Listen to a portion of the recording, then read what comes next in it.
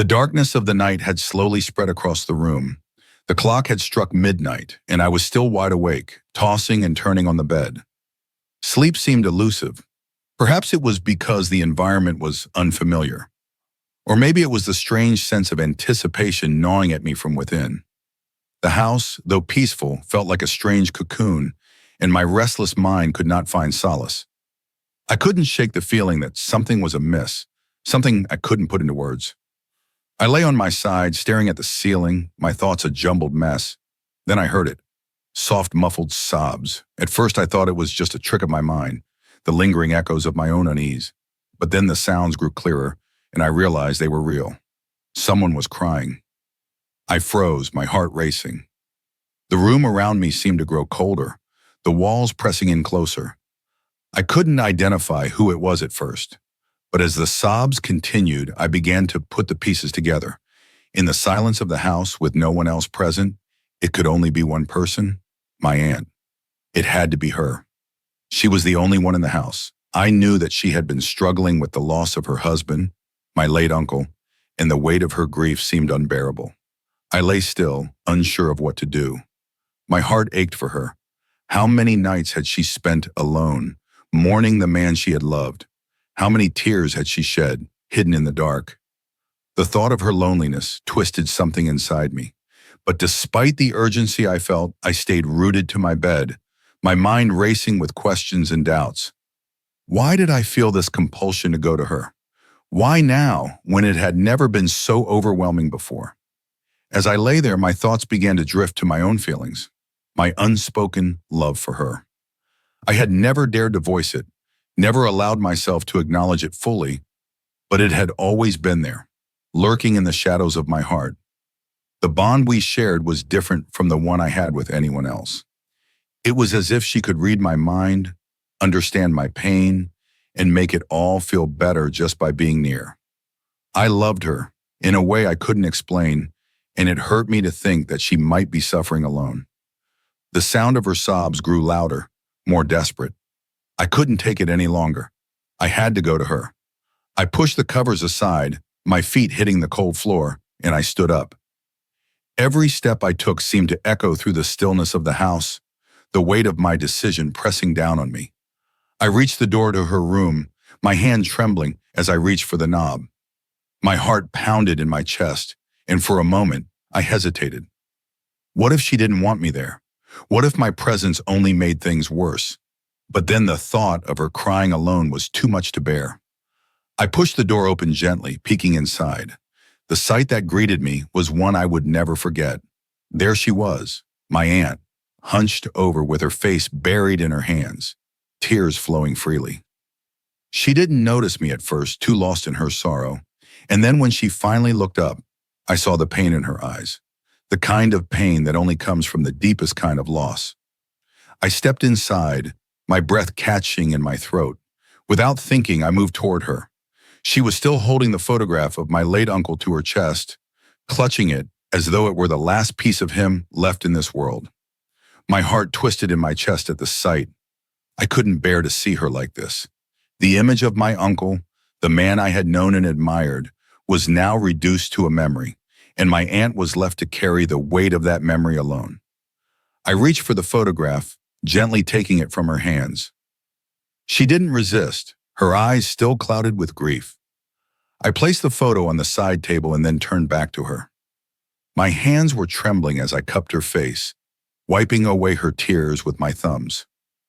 She looked up at me, her eyes filled with a mixture of sorrow and surprise.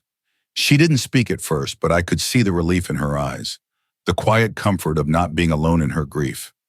I sat down beside her, my heart aching as I wrapped my arms around her. She leaned into me, her sobs softening, but still so heavy with the weight of her emotions. She didn't say anything, but I could feel the depth of her pain in the way she clung to me. I wanted to tell her everything, that I cared for her more than I should, that I had always been there for her, that I could help ease her burden. But the words stuck in my throat, and I said nothing. I simply held her, feeling the warmth of her body against mine as the night stretched on. She began to speak, her voice shaky, as she recalled memories of my uncle, their life together, their love, their hopes for the future. She spoke of the pain of losing him, of how it felt to wake up every day knowing that he was gone, never to return. I listened, my heart breaking for her, but I couldn't bring myself to speak. I didn't know what to say. What could I say? There was nothing I could say that would ease her pain. As she spoke, I found myself lost in her words, my mind drifting from reality. In that moment, I wasn't just a nephew. I was someone who understood her, someone who could feel her pain as if it were my own. My thoughts wandered, and before I knew it, I had pulled her closer, my arms wrapping around her more tightly. The line between comfort and something else began to blur. She didn't pull away. Instead, she leaned into me even more, her body trembling as her sobs began to subside. I could feel the warmth of her skin against mine, and the sensation sent a shiver down my spine. My heart raced as I struggled to control the emotions that had been building inside me for so long. The desire to comfort her, to hold her, to do something, anything, to make her feel better was overwhelming. But there was something else there too. Something darker. Something deeper. As the night wore on, I found myself torn between the need to protect her and the desire to be more than just her nephew. My thoughts became a whirlwind of conflicting emotions. I had always loved her in my own quiet way, but now, in the stillness of that room, I couldn't deny the pull I felt toward her. It was as if my feelings for her had evolved into something more. I wasn't sure when it had happened, but it was undeniable now. I took a glance at my aunt and sat down on a chair placed in her courtyard. She too sat on a nearby chair and fixed her gaze on me. "Tell me, what's bothering you?" "Your face tells me you're upset," she said, her voice carrying a gentle concern. I looked at her and replied, "You're the only one who can read my expression. My mother, on the other hand, can't figure out anything. She keeps repeating, 'Get married, get married.'" "I don't want to get married," I said firmly. My aunt looked deep into my eyes and said, "What you desire cannot happen, so it's better to make your mother happy and marry someone she chooses. Every mother wants to see her son settled, but you've developed this strange stubbornness. How many times have I told you, your mother is getting older? Don't hurt her feelings." I looked at my aunt thoughtfully and said, "You too are aging. Don't you have feelings? Don't you have desires? You too are living through loneliness and pain. Don't you know what I want and why I want it?" She looked away and softly replied, "Camille, don't talk like this. You know your desires can't come true. If your mother finds out about this, my life will become even more difficult. Now go home, don't trouble your mother. She's already worried about you." I stared at her in frustration, then replied, "I can't stay here any longer today." My aunt fell silent for a moment, and then speaking slowly, she said, "I became a widow in my youth. Now I live alone in this house. The neighbors are already gossiping about your visits. If I keep you here for too long, who knows what rumors will spread. I'm just trying to live my life in peace, but I don't want anyone to question your character." I knew she was speaking from a place of concern. The social pressures and the harsh realities she faced left her with no choice but to make these decisions. Without saying anything more, I left her house and walked back home, where I found my mother sitting by her prayer mat, tears streaming down her face. And seeing me return, she said, "Where have you been? You never tell me when you leave. I was so worried about you. If you don't want to get married, I won't force you. But don't leave the house without telling me." She embraced me tightly, and in that moment, I realized just how worried she had been. I was her only son, born after years of prayer and longing, and that made me her entire world. Whenever I was out of her sight, she became anxious. I could sense her desire for me to settle down, to see me married and happy. But I couldn't follow through. My heart was in turmoil. What could I say to her? How could I explain that I love someone I shouldn't? After a moment, I spoke gently to her. "Amma, please don't talk to me about marriage. I don't want to get married." My mother looked at me intently and asked, "If there's a girl you like, why don't you tell me? I'll arrange for your marriage with her." She looked at me with hopeful eyes, waiting for an answer, but the name I wanted to mention weighed heavily on my tongue. I had to think 100 times before I could speak it aloud. I knew that if I voiced my feelings, it would create a storm. My mother, already so bitter about my aunt, would never accept it. The chaos that would follow was too much for me to handle. So I stayed silent and walked to my room, where my mother, still concerned, called after me. "I don't know what's gotten into you, my child. Who has cast an evil spell on you?" My mother's face no longer carried a smile. How could I explain to her that I had fallen in love with a forbidden desire? I lay in my room, eyes closed, trying to push away the thoughts. I was 17 when my aunt first came into my uncle's house as a bride.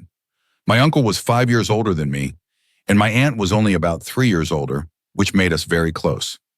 My uncle's house was just 2 streets away, so I would often visit. But my mother never liked this. She would always say that my aunt came from a bad family, calling her a wandering woman who trapped my uncle into marriage. The family didn't approve because my uncle had married my aunt out of his own choice. The rest of the relatives wanted him to marry someone they knew, but my uncle chose Rosina, or my aunt. This is why the family always spoke ill of her. Whenever I went to my aunt's house, my mother would get upset. But as long as my uncle was alive, I would visit freely. If I didn't go for a couple of days, my uncle would call and ask, "What's wrong? Haven't you been to the house?" But everything changed when a tragic accident took my uncle's life. He died in a train accident while traveling with my eldest aunt to another city. My uncle's sudden death left my aunt a widow. After that, the whole family turned their backs on her, blaming her for the tragedy, even though she had no part in it. Alone and grieving, my aunt slowly carried on with her life, and over time, my feelings for her deepened. I would visit her house more often, bringing her things she needed, and our bond grew stronger. That's when I realized that I had fallen in love with her. When I confessed my feelings to my aunt, she was taken aback. She pleaded with me, saying, "For God's sake, don't speak of this in front of your mother. It will only bring more trouble. You know how much your mother despises me and my family. Why put yourself in such a difficult position?"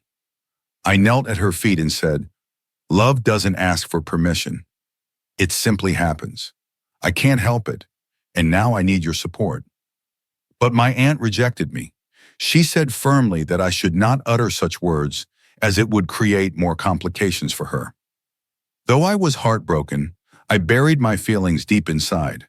But the more I tried to suppress them, the stronger they grew. The more I tried to forget my love for her, the more intense it became. I had gotten a job, and my mother started looking for potential brides, but my heart refused to accept any of them. My mother wanted to arrange a marriage for me, but if I told her the truth, it would only create a massive problem.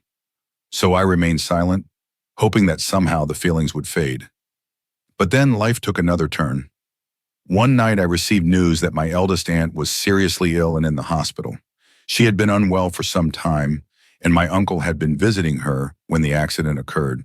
Now, after months of illness, my aunt was hospitalized again. My aunt's daughter-in-law called all the sisters to come and take care of her. My aunt's daughter-in-law had a rather stern temperament, and she didn't tend to take care of my aunt. So when my mother heard about it, she quickly packed her bags and said, "Your aunt's last days are near. I need to be there. You'll have to manage things here by yourself for a while." I was worried because living alone as a man at home wasn't easy. Then, seeing my concern, my mother said, "Your aunt's house is close by. If you need anything, you can go there." I was surprised.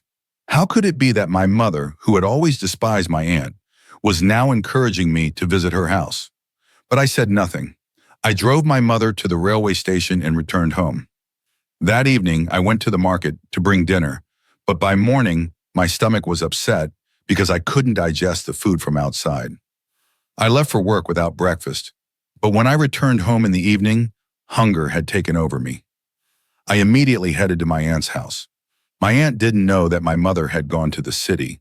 She was upset when she saw me, asking, "Why did you eat outside food? You should have come to me first." She prepared my favorite meal and said, "Don't go home tonight. Stay here or you'll have breakfast issues in the morning. People will gossip if you keep visiting frequently. You've come now, so stay. It's already dark. Don't go outside." I smiled quietly and replied, "You care so much about the world, yet the world doesn't care about you. You're a widow, living alone with countless struggles, yet the neighbors don't care about you. But you worry about what they think?" My aunt smiled at my words and said, "What can I do? I'm a woman. I have to think about the world." I asked her, "Why don't you go back to your own house?" She smiled faintly and replied, "If a married woman returns home after divorce or widowhood, she loses her respect. This house belongs to your uncle, and here I live with dignity. But if I went to my mother's house, my sister-in-law would make it impossible for me to live there. Besides, my mother's household isn't in good shape. I get by with your uncle's pension. There's no issue." With that, my aunt went to her room, leaving me with a different room to sleep in. As I lay there, memories of my uncle flooded my mind. He had been so kind and loving, always caring for everyone in the family, and willing to give his life for his sisters. After his death, my aunt's situation had taken a heartbreaking turn. It made me think that the whole family should have supported her, but instead they all chose to criticize her. Her only mistake had been marrying the man she loved. I remembered the time when we had gone to Babu's wedding. It was the first time I had met my aunt and her family. They seemed like such nice, respectable people. But recently, all I had heard from my mother were negative things about them. The conflicting thoughts troubled me for a long time. Then, as I lay turning on the bed, suddenly I heard soft sobs. My heart skipped a beat. There was no one in the house except for my aunt and me, so I quickly realized the crying was coming from her. I quietly slipped out of my room and followed the sound. As I neared her room, I froze in my tracks. When I looked inside, I was stunned by what I saw. My aunt was crying uncontrollably. It was hard to believe that the same strong, resilient woman who always appeared so composed was now completely broken in the darkness of the night. It had been almost a year since my uncle's passing, and yet I had never seen my aunt in such a vulnerable state. She had always been the strong one, enduring life's ups and downs with courage. But tonight, seeing her completely shattered stirred something deep inside me. I quickly entered the room and saw that my aunt was holding a picture of my uncle. I gently took the photo from her and set it aside. I held her hand, and in that moment, she broke down completely.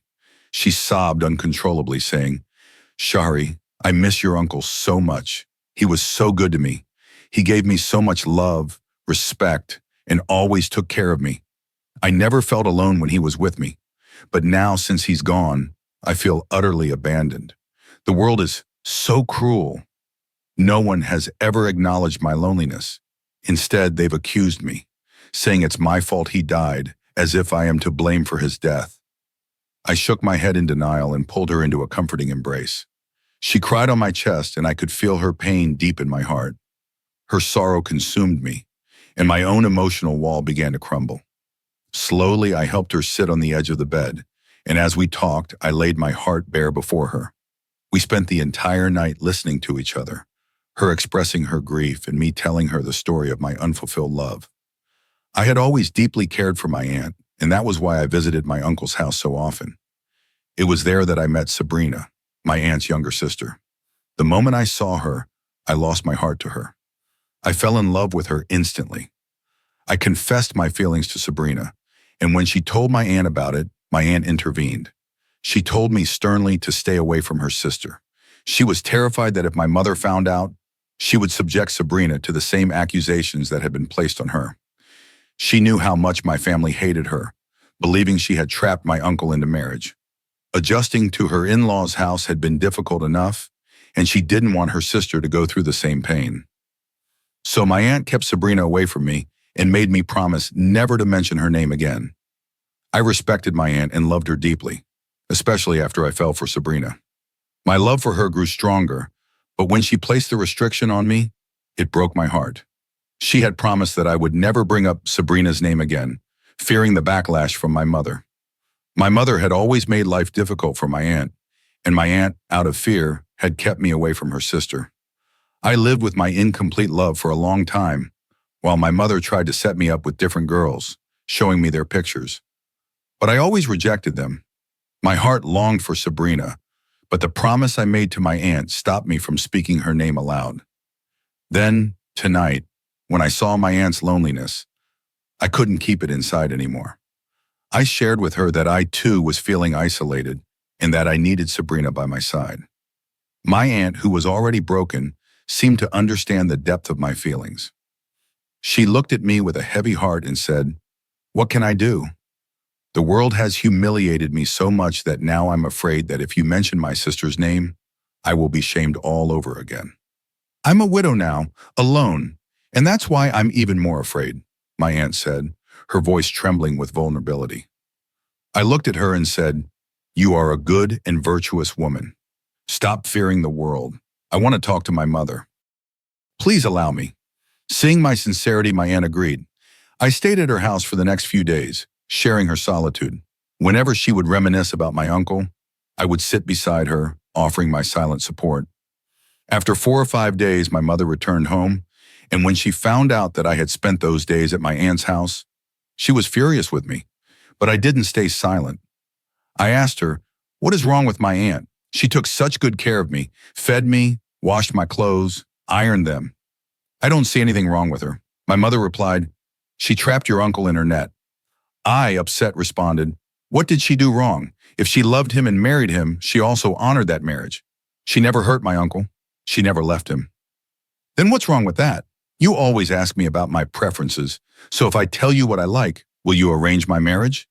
My mother was taken aback, asking, "What are you talking about? Who do you like?" I slowly said Sabrina's name. My mother immediately understood that I was referring to my aunt's sister. Her face flushed with anger, and she said, "So that's why she welcomed you into her house, to try and get her sister married to you?" I smiled and replied, "No, she told me not to mention her sister's name. But my heart doesn't listen to reason. Tell me, is there something wrong with her? Tell me one thing about my aunt that would make me stop loving her." My mother fell silent. It was true that there was nothing wrong with my aunt. She had married my uncle out of love, and she had been loyal to him until his last breath. She had never hurt him, and she never left him. My mother couldn't find any fault with her, so she remained quiet. I knelt before my mother and said, "I will marry Sabrina." My mother, seeing how determined I was, finally agreed. She took the initiative and went to my aunt, asking for forgiveness for all the mistakes she had made. My aunt was shocked but happy. Sabrina's marriage to me was then arranged. Today, Sabrina and I are about to get married. I know that we will be happy together because I have seen my aunt's character, and Sabrina is just like her. Sometimes we dislike people only because they enter our lives without our permission, but we forget that relationships are often written in the heavens. The bond between my uncle and aunt was also destined in the heavens.